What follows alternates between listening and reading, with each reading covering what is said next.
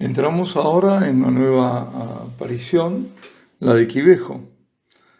Como en otras ya tratadas, ya comentadas, es importante, yo creo, enmarcar lo que ocurrió en Quivejo, que son las primeras apariciones aprobadas en África. Y es bueno detenerse, aunque sea un poco, en los antecedentes, en las circunstancias en que se dieron estas apariciones. Ante todo, Quivejo está en Ruanda. Y Ruanda es un país africano que está en el corazón de África. Por la particularidad de su terreno, se lo conoce como el país de las miles colinas, ¿no? Hoy Ruanda debería haber tenido unos 8 millones de habitantes. ¿Por qué digo incondicional? Debería haber tenido. Este tiempo subjuntivo es de rigor, porque desgraciadamente 1 millón fueron los muertos en el genocidio de los años 1994 y 1995. Y enorme fue el número de prófugos a los países vecinos, sobre todo al Congo, a Uganda, Tanzania, como consecuencia de esa guerra, que es una guerra étnica entre etnias o tribus rivales. La mayoría de sus habitantes son jóvenes y están esparcidos en un territorio de unos 30.000 kilómetros cuadrados. Para darnos una idea, el tamaño es muy pequeño, pues el tamaño de la Guinea Ecuatorial, si la Guinea Española, o de Bélgica. Al comienzo de su historia, Ruanda estaba habitada por los Hutu, que se dedicaban a la agricultura. Luego llegaron los Tutsi, pastores y guerreros. Los Tutsi no tardaron en dominar e imponer una monarquía que gobernó hasta el siglo XIX. Hacia fines de ese siglo, las potencias europeas se repartieron en el continente africano. Y en 1885, Ruanda pasó a ser dominio alemán. Cuando Alemania fue derrotada en la Primera Guerra Mundial, pasó en el año 1919 bajo tutela belga. Los belgas tuvieron grandes misioneros. Altritempi, ¿no? Qué lamentable, porque realmente han sido grandes misioneros. Y la intensa predicación cristiana fue dirigida sobre todo a aplacar a estas ancestrales discordias entre los Hutus y los Tutsi. Y fue así que ocurrió parecido a lo que pasó con Francia en el siglo V, cuando Clodoveo fue convertido al cristianismo. En el caso africano, el rey Tutsi se hizo bautizar y sus súbditos hicieron lo mismo. El poder belga apoyó a los Tutsi y de allí se afirmó aún más el dominio de ellos. En la segunda mitad de la década del 50, es decir, el pasado siglo, la revolución social preparó el terreno a la independencia de la colonia belga. Fue la época de que se independizaron casi todas las colonias. Y en 1962 se constituye la República de Ruanda. Para los Hutus fue el momento de valerse de la democracia para quedar en parejas condiciones con los Tutsi. A los Tutsi solo les importaba la independencia de Bélgica, pese a que habían sido favorecidos por los belgas. Desde el momento que los belgas dejaron el territorio, crecieron las tensiones, hasta que en el 73 los Hutu, por medio de un golpe de Estado, toman el poder, inaugurando la Segunda República, que durará hasta el año 94.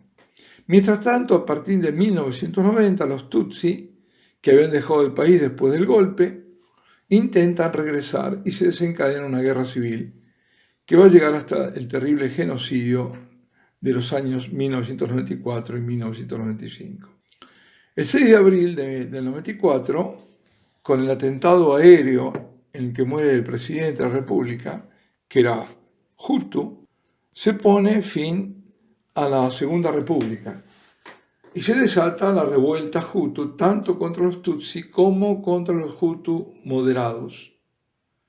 Ya en la misma noche del 6 de abril del 94 comienzan las masacres en Kigali, la capital. En tanto, las Naciones Unidas retira los cascos azules, se van. Millares de Tutsis son asesinados, hasta en Quivejo. Allí pierde la vida una de las videntes, Marie Claire, junto a 4 sacerdotes miembros de la Comisión Teológica encargada de investigar los hechos de Quibejo. La Iglesia Católica de Ruanda fue particularmente alcanzada por los genocidios. Del 94 al 2000, 3 obispos fueron asesinados, 124 sacerdotes, 42 religiosos y 73 hermanas murieron mártires. El 4 de julio del 94, el Frente Patriótico Ruandés, guiado por un Tutsi, ocupó Kigali, designando un Hutu como presidente y el Tutsi como vice. En aquel momento, entre víctimas y prófugos, 4 millones de habitantes habían dejado el país. Así que imaginémonos, es decir, la mitad. Nuevos genocidios son perpetrados en 1995 por parte de los Tutsi, provocando muchísimas víctimas. También esta vez en Quibejo. Desde el 2000 impera la supremacía Tutsi del frente, que gobierna. Bueno, esta reseña breve permite entender la venida de la Santísima Virgen en tierra africana, que pocos años después de las apariciones conocería ese terrible derramamiento de sangre. Por otra parte, anunciado por ella a sus videntes y por ello, entre otros, motivo de prueba de autenticidad de las apariciones. Es decir, lo que hace que la prueben es que la Virgen dijo exactamente lo que iba a ocurrir. En Ruanda, la mitad de la población es católica. La otra mitad está repartida entre animistas, protestantes, ateos, hay también ateos en África, pero minoría, y una minoría musulmana. Bueno, ahora vamos un poco a los hechos. En la época de las apariciones, Quibejo es una pequeña ciudad de unos 50.000 habitantes. Está a unos 30 kilómetros de Butare. Butare es el centro de la diócesis. La parroquia está dedicada a la Madre de Dios. El nombre ha sido dado por la Divina Providencia, porque con ese título se dará a conocer a las videntes. Se va a dar a conocer, entre otros, como Madre de Dios. En Quibejo hay un colegio que dirigen las hijas de la Virgen María. Son unas 120 alumnas, Hutu y Tutsi, que concurren a las aulas para llegar a ser maestras de escuela primaria. En el colegio, escasos de recursos, utilizan la sala comedor para las oraciones, que es donde hoy surge el santuario, lo que era antes el refectorio, la sala de comedor. Y ahora nos acercamos aún más a los acontecimientos y estamos en un sábado 28 de noviembre de 1981. A veces me gusta hacer comparaciones. Son 5 meses después de la primera aparición en Medjugorje. Sábado 28 de noviembre de 1981, a eso del mediodía, la alumna Alphonsine Murmuereke, los nombres africanos no son fáciles, de 16 años, se encuentra en el refectorio sirviendo a la mesa a sus compañeras, cuando de pronto escucha una voz que la llama. «Hija mía». Con temor responde: «Aquí estoy». De pronto se ve en otro sitio, lleno de luz, y de donde emerge de una nube una bellísima mujer con un vestido blanco sin costuras y también blanco el velo. Los pies están descalzos y juntas las manos a la altura del pecho. Impreciso es el color de su piel. Alphonsine instintivamente se hace la señal de la cruz y le pregunta a la mujer: «¿Quién eres?». Ella le responde: «Soy la madre del Verbo». En ese momento, las compañeras allí presentes en la sala escuchan la voz de Alphonsine, pero no la respuesta de la Virgen. Pero como la vidente repite las palabras de la Virgen, y esta será una particularidad de Quibejo, que permitirá seguir los diálogos con la Madre de Dios, las otras alumnas pueden seguir el coloquio. Y también sus compañeras llegan a decir que Alphonsine habla distintas lenguas durante esta aparición. Le pregunta a la Virgen: en tu vida cristiana, ¿qué es lo más importante para ti? Y la vidente responde: amo a Dios y a su Madre, que nos trajo el Redentor. Si es así, le dice, yo vengo a consolarte, porque he escuchado tus plegarias. Quiero que tus compañeras tengan fe, porque no la tienen suficiente. Después que Alfonsín reza 3 Ave Marías y ven Espíritu Santo, termina la aparición.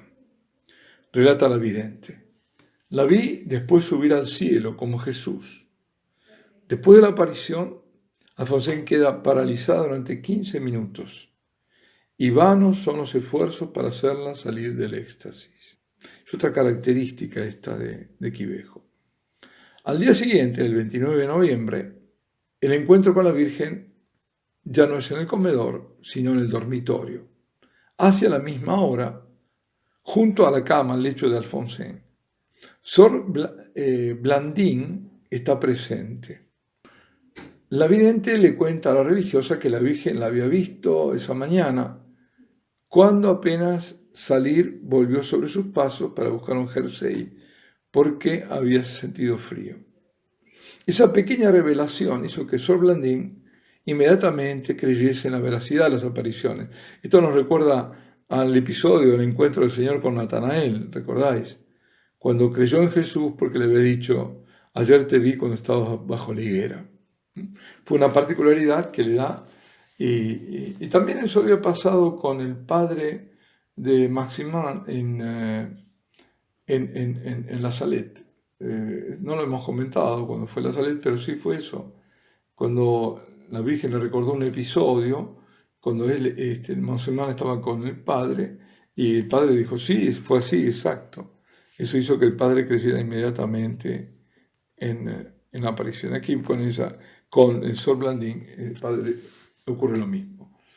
Bueno, desde aquel segundo día, las apariciones son ya en el dormitorio, entre las 20 y las 21, cuando las alumnas recitan las oraciones vespertinas y se prolonga durante no menos de hora y media. Y esta es otra peculiaridad de Quivejo: la amplia duración de las apariciones, así como el concluir con fuertes caídas del vidente, que necesita tiempo para bajar a esta realidad nuestra y recién entonces poder relatar lo vivido. Juzgando por el contenido de los mensajes, vemos que de a poco la Santísima Virgen asume un tono cada vez más confidencial con Alfonsín. Es Alfonsín quien transmite el mensaje de amar más a María como nuestra Madre. Además, mientras le dice que no pida señales para que se crean las apariciones, es a ella, Alfonsín, a quien la Santísima Virgen le confía secretos. Vamos a detenernos aquí. Alabado sea Jesucristo y Ave María Purísima.